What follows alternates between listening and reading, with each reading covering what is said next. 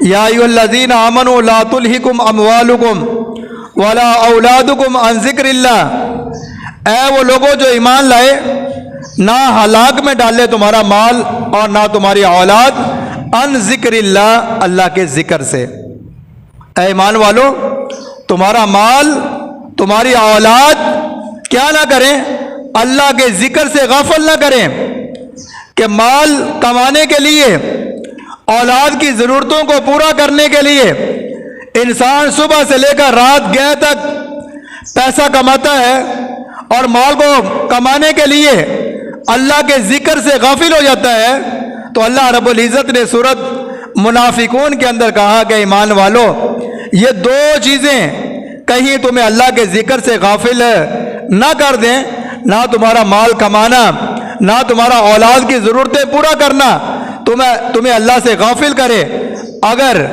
تمہارا مال کمانا، تمہارا اولاد کی ضرورتیں پورا کرنا، اگر وہ اللہ کے یاد سے غافل کر دے، اللہ کے ذکر سے روک دے، تو پھر سن لو،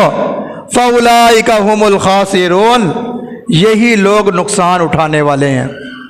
یہی لوگ نقصان اٹھانے والے ہیں۔ کون لوگ؟ جو مال کے پیچھے، اولاد کے پیچھے اللہ کے ذکر سے غافل ہو گئے۔ نماز کا وقت ہوا، مؤذن نے اذان دی، کانوں کے اندر آواز آئی، اس لیے نماز کی طرف نہ آیا کہ میں مزدوری کر رہا ہوں، بچوں کے لیے دکان کے اوپر بیٹھا ہوں، مال کمانے کے لیے میں دکان کے اوپر بیٹھا ہوں، مال کمانے کے لیے میں تجارت کر رہا ہوں۔ اگر یہ چیزیں اللہ کی نماز سے غافل کر رہی ہیں، اللہ کے ذکر سے غافل کر رہی ہیں، تو اللہ کیا کہتا ہے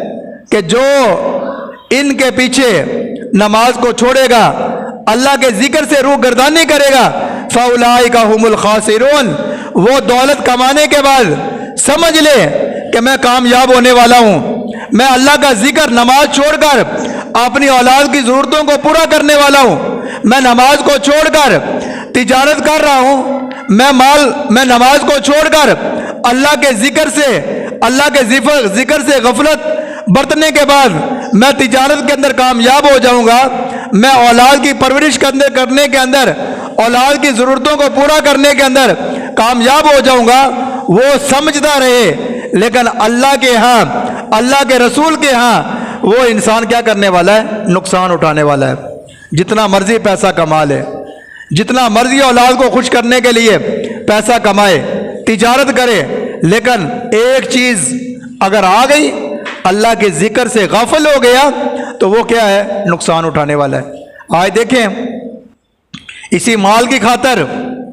اسی اولاد کی خاطر ہم نے اللہ کے ذکر سے کیا کر دی؟ روح گردانی کی ہے۔ نماز نہیں پڑھتے، بھائی ٹائم ہی نہیں ملتا، میں دکان کے اوپر ہوتا ہوں، میں فیکٹری کے اندر ہوتا ہوں، میں مزدوری کرتا ہوں، نماز پڑھنے کا مجھے وقت ہی نہیں ملتا، اور اولاد کی محبت کے اندر پیسہ کماتا ہے لیکن نماز کے قریب نہیں جاتا، اللہ کے ذکر کے اوپر نہیں آتا، تو وہ لوگ نقصان اٹھانے والے ہیں، فائدہ اٹھانے والے نہیں ہیں۔